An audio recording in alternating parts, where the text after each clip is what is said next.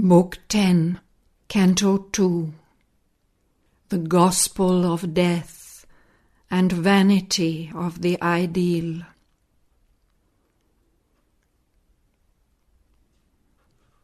Then pealed the calm, inexorable voice, abolishing hope, cancelling life's golden truths. Fatal its accents smote the trembling air.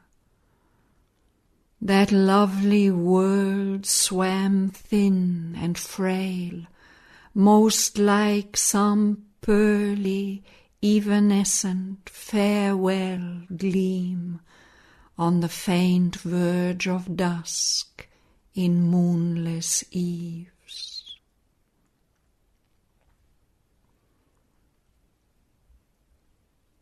Prisoner of nature, many visioned spirit,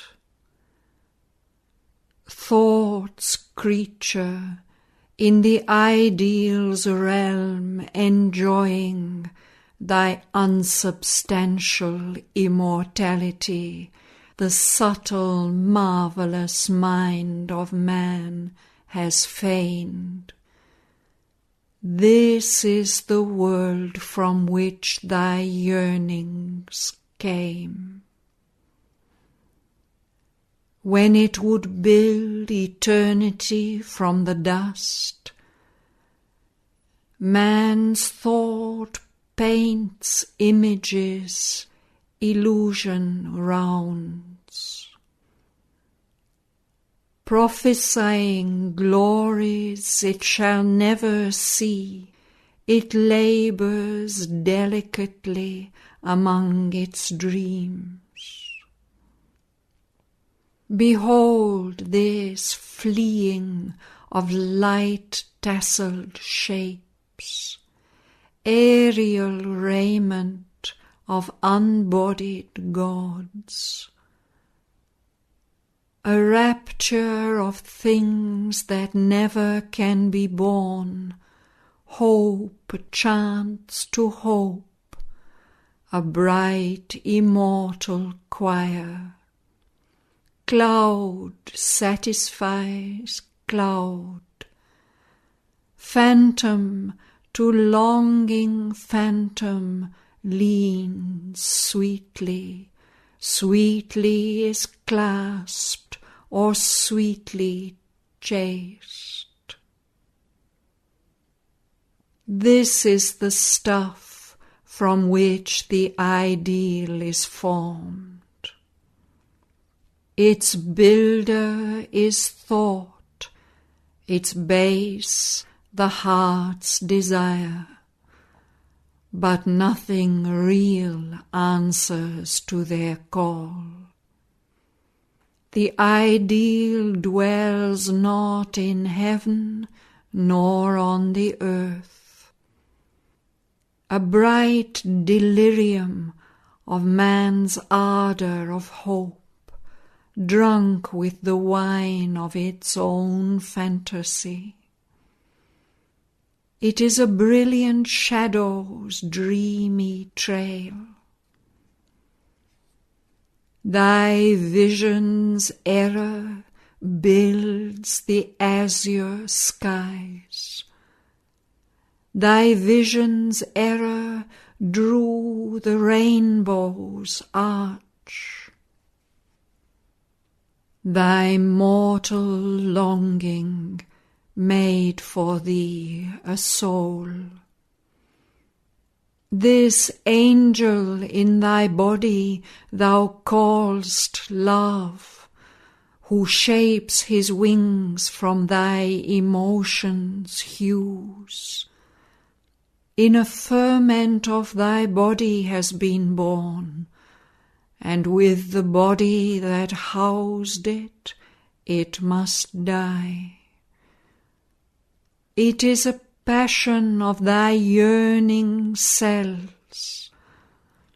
It is flesh that calls to flesh to serve its lust. It is thy mind that seeks an answering mind, and dreams a while that it has found its mate.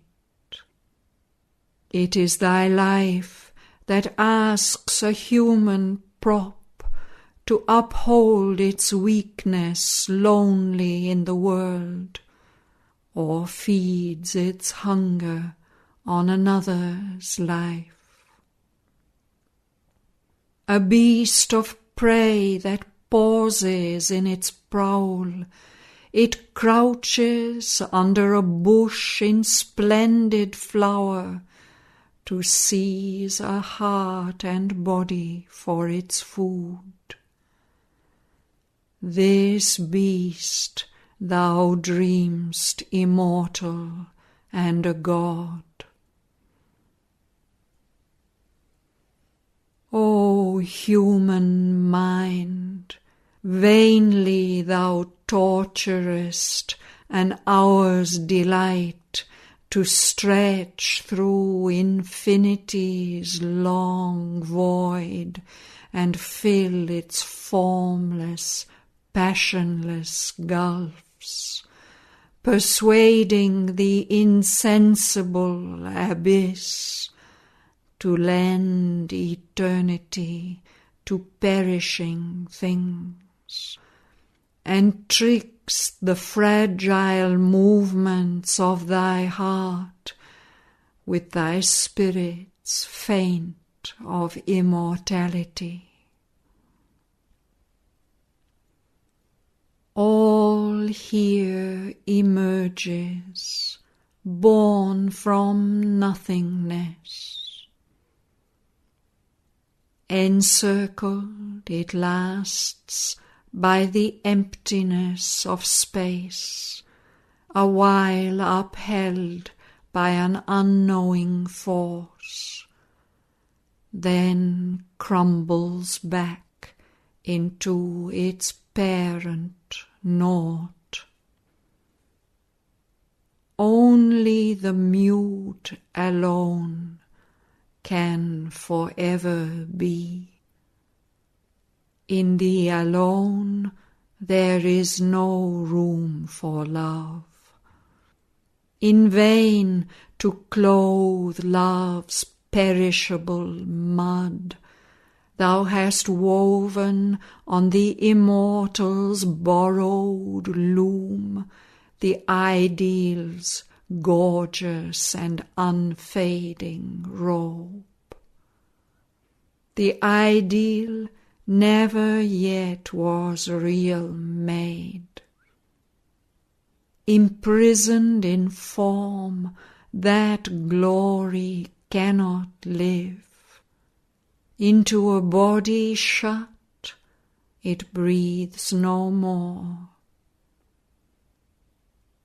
Intangible, remote, forever pure, a sovereign of its own brilliant void, unwillingly it descends to earthly air to inhabit a white temple in man's heart.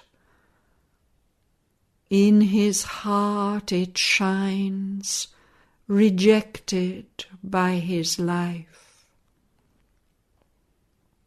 Immutable, bodiless, beautiful, grand and dumb, immobile on its shining throne it sits.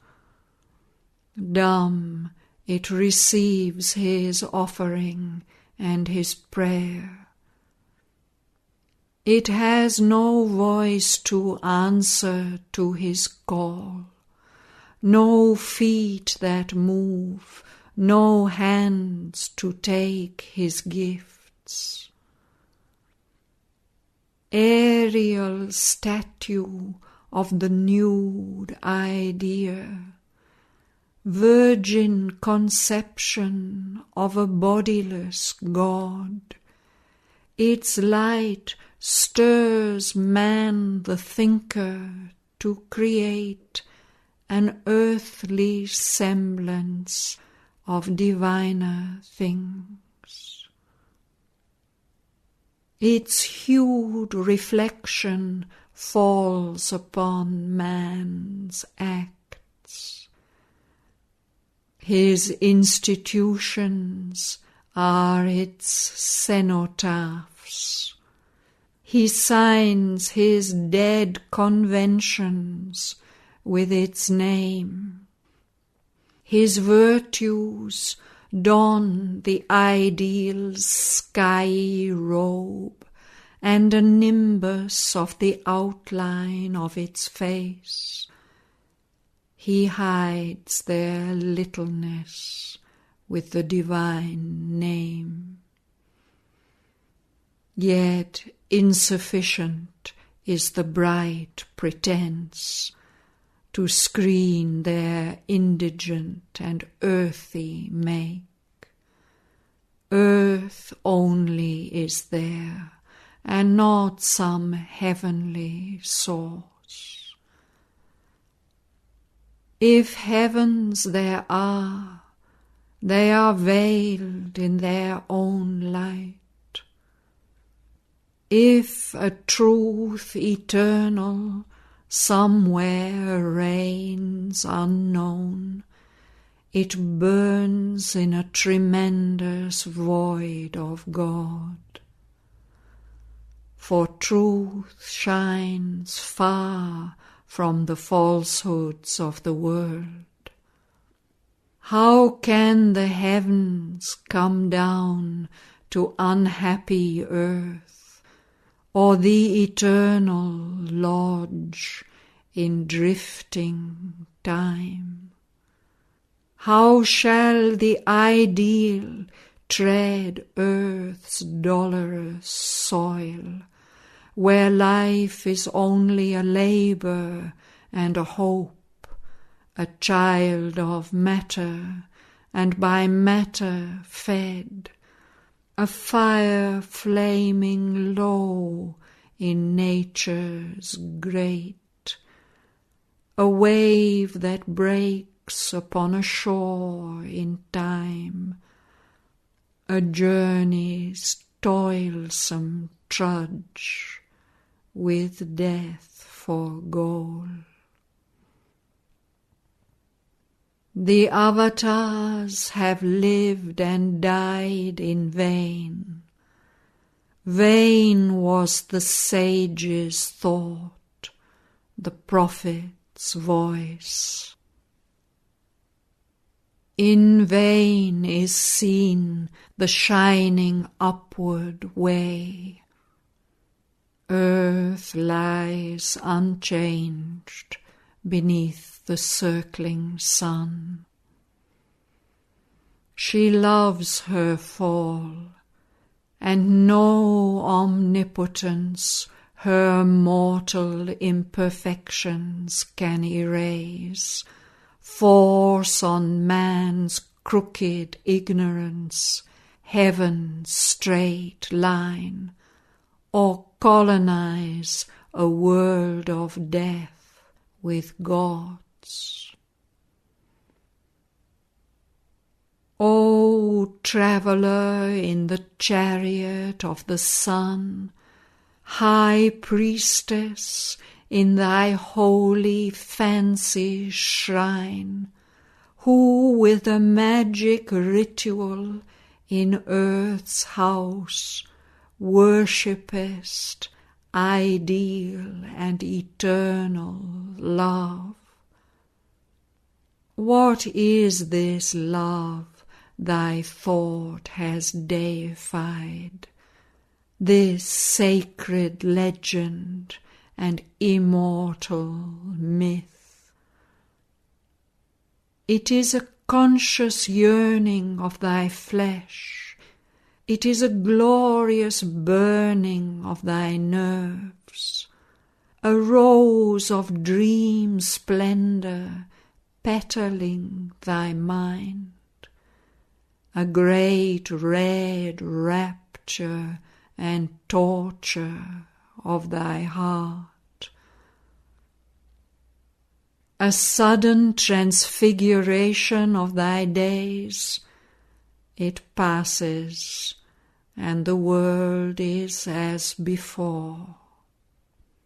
A ravishing edge of sweetness and of pain, a thrill in its yearning makes it seem divine, a golden bridge across the roar of the years, a cord tying thee to eternity.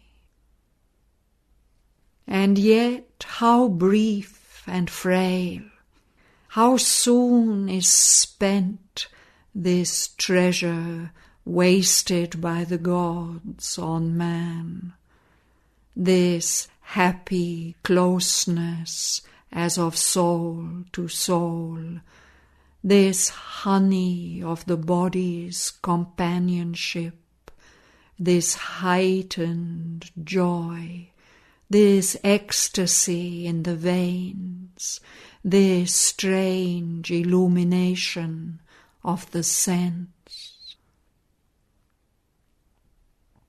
If Satyavan had lived, love would have died. But Satyavan is dead, and love shall live a little while in thy sad breast, until his face and body fade on memory's wall, where other bodies, other faces come. When love breaks suddenly into the life, at first man steps into a world of the sun. In his passion he feels his heavenly element, but only a fine sunlit patch of earth the marvellous aspect took of heaven's outburst. The snake is there, and the worm in the heart of the rose. A word, a moment's act, can slay the god. Precarious is his immortality. He has 1,000 ways to suffer and die. Love cannot live by heavenly food alone. Only on sap of earth can it survive. For thy passion was a sensual want refined, a hunger of the body and the heart. Thy want can tire and cease, or turn elsewhere. Or love may meet a dire and pitiless end by bitter treason, or wrath with cruel wounds separate, or thy unsatisfied will to others depart, when first love's joy lies stripped and slain. A dull indifference replaces fire, or an endearing habit imitates love. An outward and uneasy union lasts, or the routine of a life's compromise. Where once the seed of oneness had been cast into a semblance of spiritual ground by a divine adventure of heavenly powers, two strive, constant associates without joy, two egos straining in a single leash, two minds divided by their jarring thoughts, two spirits disjoined, forever separate. Thus is the ideal falsified in man's world. Trivial or sombre disillusion comes. Life's harsh reality stares at the soul. Heaven's hour adjourned flees into bodiless time. Death saves thee from this, and saves Satyavan. He now is safe, delivered from himself. He travels to silence and felicity. Call him not back to the treacheries of earth and the poor petty life of animal man. In my vast tranquil spaces let him sleep, in harmony with the mighty hush of death, where love lies slumbering on the breast of peace.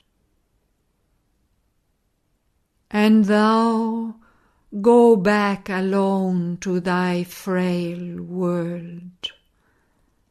Chastise thy heart with knowledge, unhood to see thy nature raised into clear living heights, the heaven bird's view from unimagined peaks.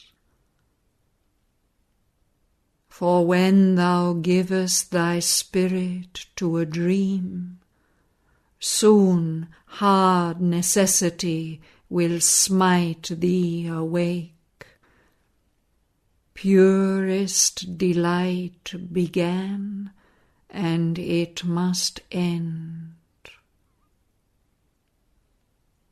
Thou too shalt know, thy heart no anchor swinging, thy cradled soul moored in eternal seas. Vain are the cycles of thy brilliant mind. Renounce, forgetting joy and hope and tears, thy passionate nature in the bosom profound of a happy nothingness and worldless calm, delivered into my mysterious rest. One with my fathomless nihil, all forget. Forget thy fruitless spirit's waste of force. Forget the weary circle of thy birth. Forget the joy and the struggle and the pain, the vague spiritual quest which first began when worlds broke forth like clusters of fire flowers, and great burning thoughts voyaged through the sky of mind, and time and its eons crawled across the vasts, and souls emerged into mortality.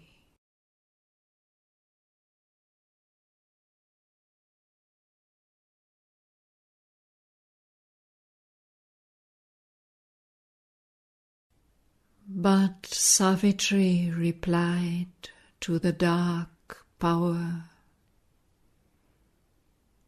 "A dangerous music now thou find'st, O Death, melting thy speech into harmonious pain, and flutest alluringly to tired hopes thy falsehoods mingled with sad strains of truth. But I forbid thy voice to slay my soul. My love is not a hunger of the heart. My love is not a craving of the flesh. It came to me from God, to God returns. Even in all that life and man have marred, a whisper of divinity still is heard. A breath is felt from the eternal spheres. Allowed by heaven and wonderful to man, a sweet fire rhythm of passion chants to love. There is a hope in its wild infinite cry. It rings with callings from forgotten heights. And when its strains are hushed to high-winged souls in their empyrean, its burning breath survives beyond the rapturous core of suns that flame forever pure in skies unseen. A voice of the eternal ecstasy. One day I shall behold my great sweet world, put off the dire disguises of the gods, unveiled from terror and disrobe from sin. Appeased, we shall draw near our mother's face. We shall cast our candid souls upon her lap. Then shall we clasp the ecstasy we chase. Then shall we shudder with the long-sought God. Then shall we find heaven's unexpected strain.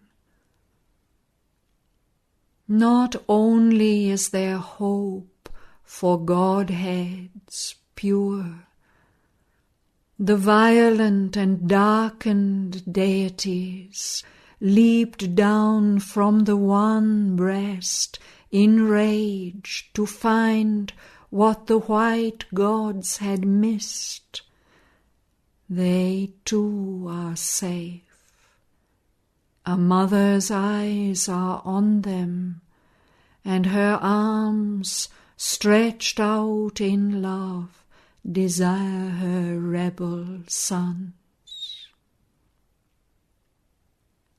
One who came, love and lover and beloved, eternal, built himself a wondrous field, and wove the measures of a marvelous dance.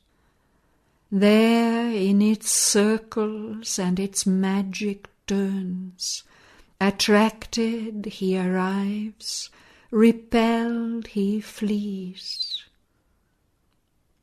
In the wild devious promptings of his mind, he tastes the honey of tears, and puts off joy, repenting, and has laughter and has wrath, and both are a broken music of the soul, which seeks out reconciled its heavenly rhyme.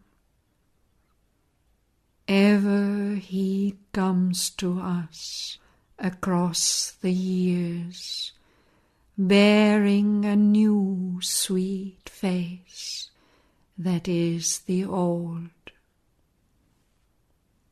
His bliss laughs to us, or it calls concealed like a far-heard, unseen, entrancing flute from moonlit branches in the throbbing woods, tempting our angry search and passionate pain. Disguised, the lover seeks and draws our souls. He named himself for me, grew Satyavan. For we were man and woman from the first, the twin souls born from one undying fire. Did he not dawn on me in other stars? How has he through the thickets of the world pursued me like a lion in the night, and come upon me suddenly in the ways, and seized me with his glorious golden leap? Unsatisfied, he yearned for me through time, sometimes with wrath, and sometimes with sweet peace, desiring me since first the world began. He rose like a wild wave out of the floods, and dragged me helpless into seas of bliss. Out of my curtained past his arms arrive. They have touched me like the soft, persuading wind. They have plucked me like a glad and trembling flower, and clasped me happily burned in ruthless flame. I too have found him charmed in lovely forms, and run delighted to his distant voice, and pressed to him past many dreadful bars. If there is a yet happier, greater God, let him first wear the face of Satyavan, and let his soul be one with him I love. So let him seek me, that I may desire. For only one heart beats within my breast, and one God sits there throned. Advance, O death, beyond the phantom beauty of this world, for of its citizens I am not one. I cherish God the fire, not God the dream.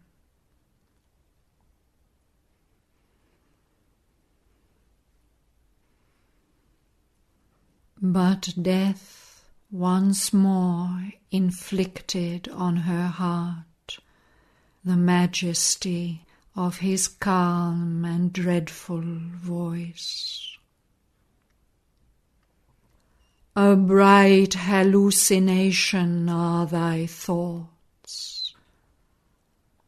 a prisoner haled by a spiritual cord, of thy own sensuous will the ardent slave, thou sendest eagle poised to meet the sun, words winged with the red splendour of thy heart. But knowledge dwells not in the passionate heart. The heart's words fall back unheard from wisdom's throne. Vain is thy longing to build heaven on earth. Artificer of ideal and idea, mind, child of matter in the womb of life, to higher levels persuades his parents' steps. Inapt, they follow ill the daring guide. But mind, a glorious traveller in the sky, walks lamely on the earth with footsteps slow.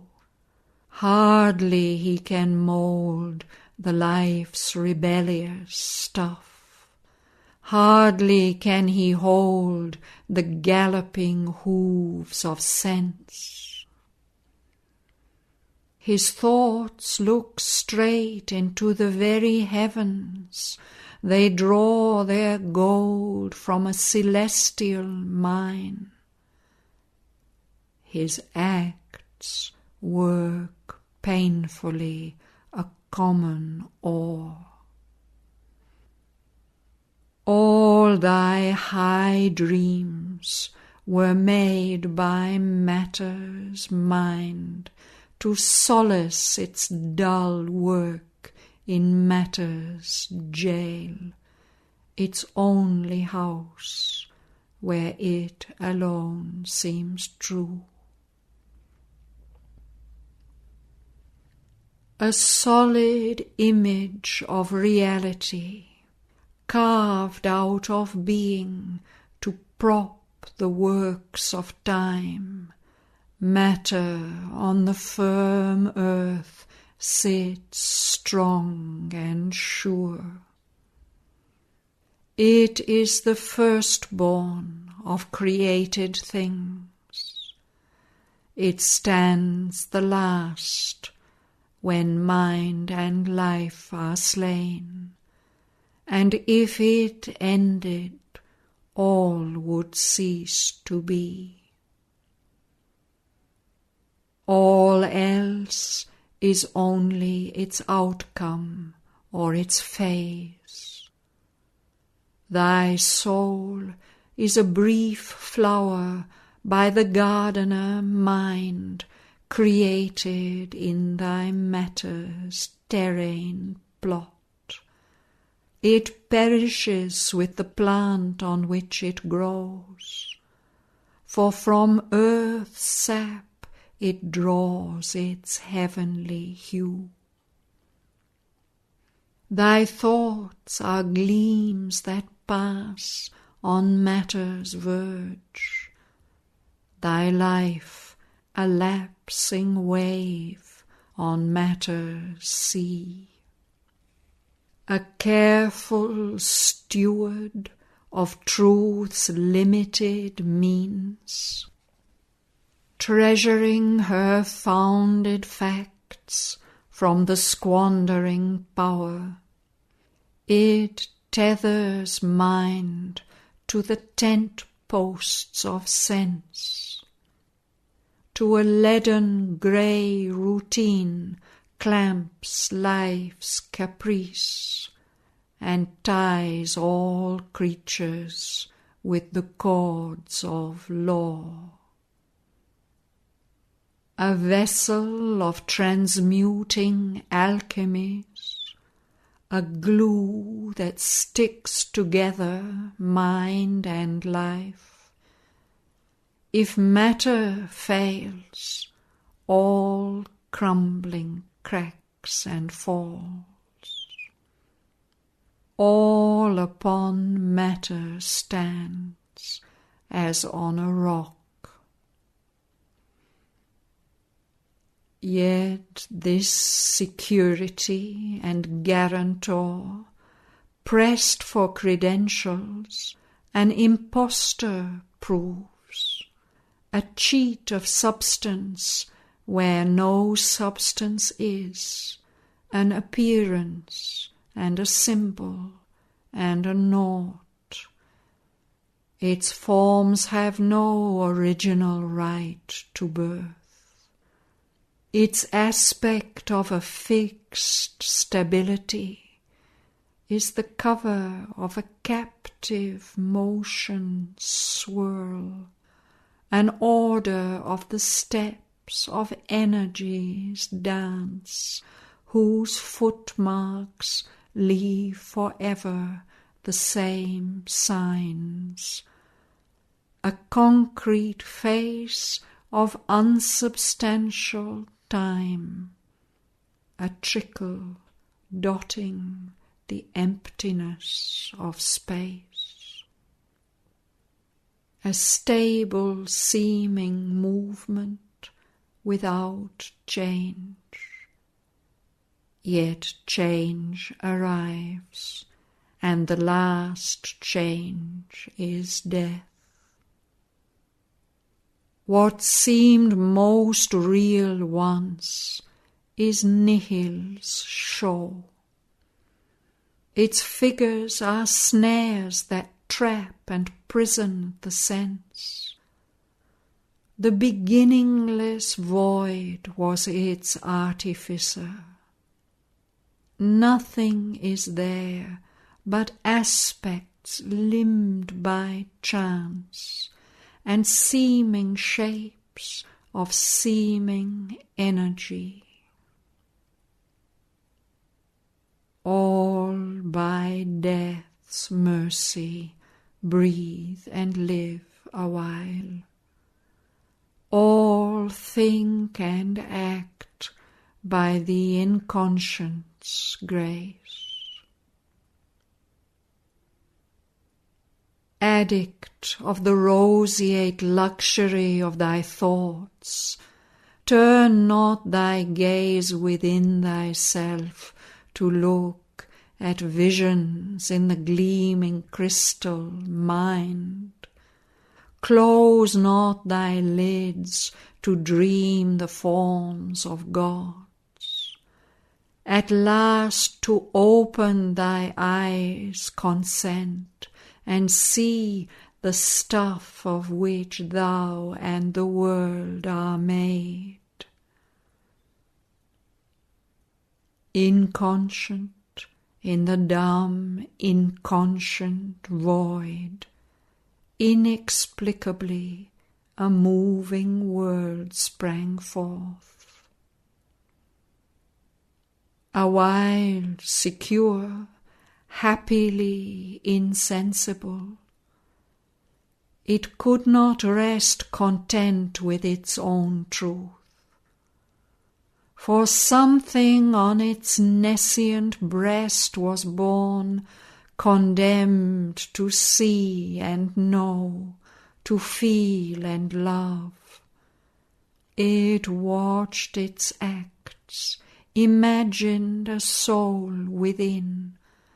It groped for truth and dreamed of self and God. When all unconscious was, then all was well. I, death, was king, and kept my regal state, designing my unwilled, unerring plan, creating with a calm, insentient heart.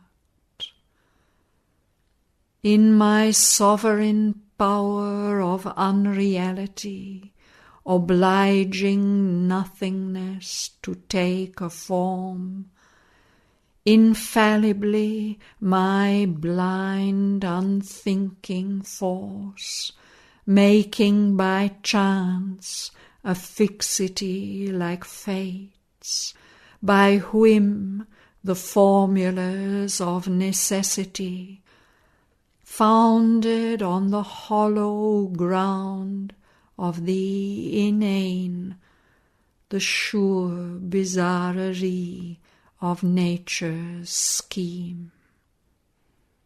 I curved the vacant ether into space, a huge expanding and contracting breath harboured the fires of the universe.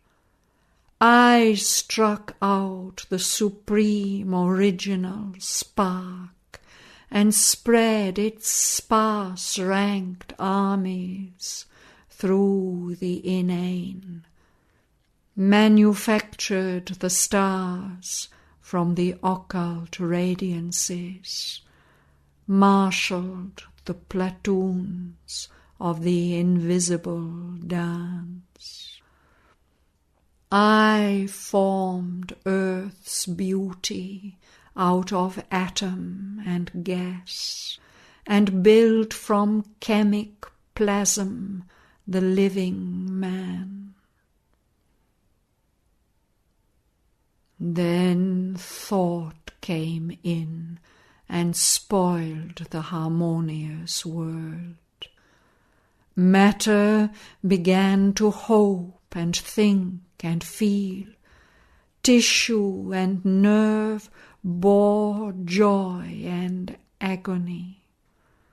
The inconscient cosmos strove to learn its task. An ignorant, personal God was born in mind, and to understand invented reason's law. The impersonal vast throbbed back to man's desire. A trouble rocked the great world's blind, still heart, and nature lost her wide, immortal calm. Thus came this warped, incomprehensible scene of souls enmeshed in life's delight and pain, and matter's sleep and mind's mortality, of beings in nature's prison waiting death, and consciousness left in seeking ignorance, and evolution's slow arrested plan. This is the world in which thou movest, astray in the tangled pathways of the human mind, in the issueless circling of thy human life, searching for thy soul and thinking God is here. But where is room for soul, or place for God, in the brute immensity of a machine?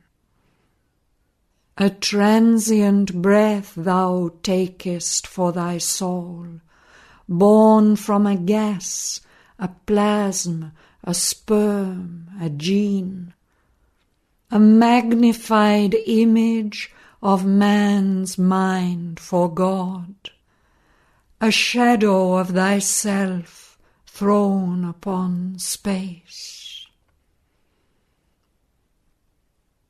Interposed between the upper and nether void, Thy consciousness reflects the world around in the distorting mirror of ignorance, or upwards turns to catch imagined stars. Or if a half-truth is playing with the earth, throwing its light on a dark, shadowy ground, it touches only and leaves a luminous smudge. Immortality thou claimest for thy spirit, but immortality for imperfect man, a God who hurts himself at every step, would be a cycle of eternal pain. Wisdom and love thou claimest as thy right,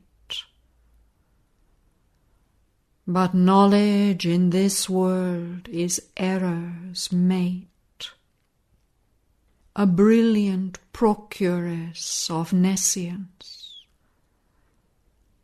and human love a posturer on earth's stage who imitates with verve a fairy dance. An extract pressed from hard experience, man's knowledge casked in the barrels of memory has the harsh savour of a mortal draught. A sweet secretion from the erotic glands, flattering and torturing the burning nerves.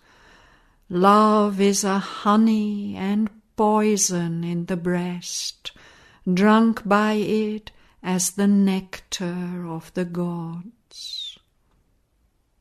Earth's human wisdom is no great-browed power, and love no gleaming angel from the skies.